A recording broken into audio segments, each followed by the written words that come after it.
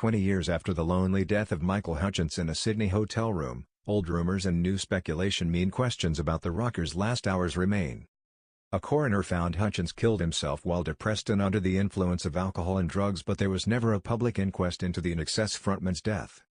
Hutchence's partner Polly Yates claimed a year before her own death her lover likely died accidentally while choking himself for sexual pleasure, as the pair had engaged in similar sex games. At the time of his death, 20 years ago on Wednesday, the rocker was being treated for depression. His band's best days were behind it and he was still taking drugs. In the late 1995, Hutchence told British music magazine Vox, "I don't want to be a effing cliché. I don't need to be dropping off in a hotel bath. I've come close, though. I'm surprised I've survived, and so are a lot of my friends." Hutchence's brother Rhett has even recently suggested Michael could have been killed by someone else. Earlier this year, Rhett issued a statement on social media on what would have been Michael's 57th birthday. "Only 3 things could have happened that day," Rhett wrote. Michael may have committed suicide. Michael may have passed due to lack of oxygen, due to sexual misadventure, or Michael was killed. In the last 19 years, looking, searching, talking to people, I have found all 3 things to be plausible, but I still don't have a solid answer. New South Wales State Coroner Derek Hand did find a solid answer, albeit without holding an open inquest, which he did not deem necessary. Mr. Hand's office only ever publicly released a toxicology report and his reasons for not holding an inquest, which contained the findings about Hutchence's death. For the first time, Daily Mail Australia can reveal a full copy of Mr. Hand's report. Rhett has objected to any material other than what has already been released being made publicly available. Hutchence was found dead in room 524 of the Ritz-Carlton Hotel at Double Bay, in Sydney's eastern suburbs, on the Saturday morning of November 22, 1997. The 37-year-old, who had checked into the hotel 4 days earlier under the name Mr. Murray River, appeared to have hanged himself with his snakeskin belt. A post-mortem examination found alcohol, cocaine, codeine, Prozac, Valium and other prescribed benzodiazepines, or benzos, in Hutchence's urine and blood. He left no suicide note. In the hours before his death, Hutchence had spoken by telephone to Yates, the former wife of Boomtown Rats lead singer and Live Aid planner Bob Geldof, and to Geldof himself. Hutchence had been hoping Yates would visit Australia with their 16-month-old daughter Tiger Lily and 2 of her 3 daughters with Geldof, ahead of the last leg of an INXS World Tour, but Yates and Geldof were embroiled in a bitter custody dispute and Hutchence learned on the morning he died the children would not be coming out. That meant Yates would not be coming either. The night before his death, Hutchence shared dinner with his father Kel. Between 11 p.m. and 5 a.m. the next day he was with his one-time lover, actor Kim Wilson, and her then-boyfriend Andrew Raymond at the Ritz-Carlton Hotel. The trio drank vodka, beer, champagne and cocktails during the night. Hutchence was apparently upset when he spoke to another former girlfriend, Michelle Bennett, at 9:54 a.m. Ms. Bennett went to the hotel but could not rouse him by telephone or knocking on his door. A maid found Hutchence dead behind his room door at 11:50 a.m. Less than 3 months later, the police case was closed. Here are the complete findings of New South Wales State Coroner Derek Hand, delivered in Sydney on February 6, 1998. I have received a completed police brief into the death of Michael Kelland Hutchence on 22nd of November, 1997, at the Ritz-Carlton Hotel, Double Bay. I am satisfied that the cause of death was hanging. I am also satisfied that there was no other person involved in causing the death. The question of whether the death was a suicide or not has to be considered.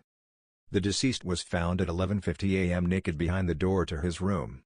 He had apparently hanged himself with his own belt and the buckle broke away and his body was found kneeling on the floor and facing the door. It has been suggested that the death resulted from an act of autoeroticism.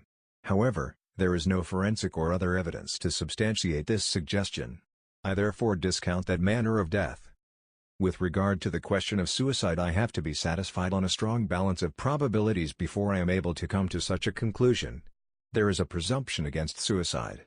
Having considered the extensive brief, I am satisfied that the standard required to conclude that this death was a suicide has been reached for the following reasons. 1.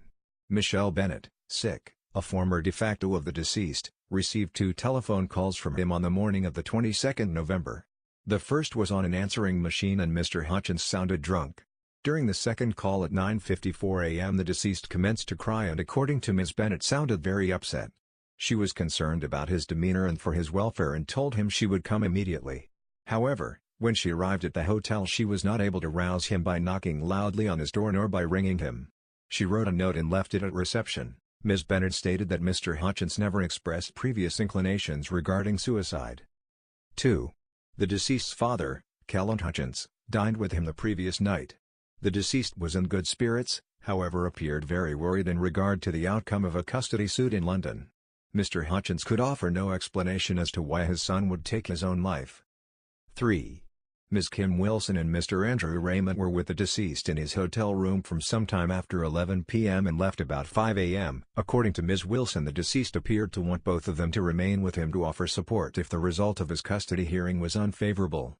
His mood was described as elevated, however pensive when discussing court proceedings.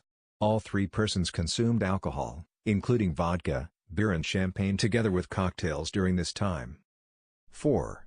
Whilst Ms. Wilson and Mr. Raymond were in the room, Ms. Martha Troop, the deceased's personal manager, rang from New York. Then later at 9:38 a.m. she received, via voicemail, a call from Michael Hutchence in which he said, "Martha, Michael here. I effing had enough." She rang the hotel immediately and the telephone rang out. A further call was received at 9:50 a.m. on Ms. Troop's telephone answering machine. The deceased sounded as if he was affected by something, and was slow and deep. This call worried Ms. Troop and spoke to John Martin, the tour manager, for an excess about her concerns. Mr. Martin refers to a note received from the deceased stating that he was not going to rehearsals today. The rehearsal was to be the last one prior to the start of the tour and was quite important. 5. Ms. Polly Yates provided a statement.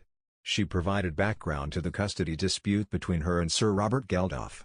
She stated that she rang the deceased at some time prior to 5:38 a.m. on the 22nd November and he told her he was going to beg Geldof to let the children come out to Australia. She had told the deceased that the custody matter had not been finalized and was adjourned until the 17th December and she would not be bringing the children out. Ms. Yates stated that the deceased sounded desperate during the conversation. 6. Sir Robert Geldof received 2 telephone calls from the deceased, the first at about 6:30 p.m. London time on evening of 21st November. It was a short duration and Geldof asked the deceased to call back. The second call was received by Geldof about 5:30 a.m. on 22nd November, Sydney time. This call was of some length. Geldof refers to deceased's demeanor as being hectoring and abusive and threatening in nature. He refers to the deceased as begging to allow him to let the children come to Australia. He did not sound depressed during the conversation. A friend of both Geldof and Paula Yates, Ms. Belinda Bruin, confirms the substance of the conversation between the two.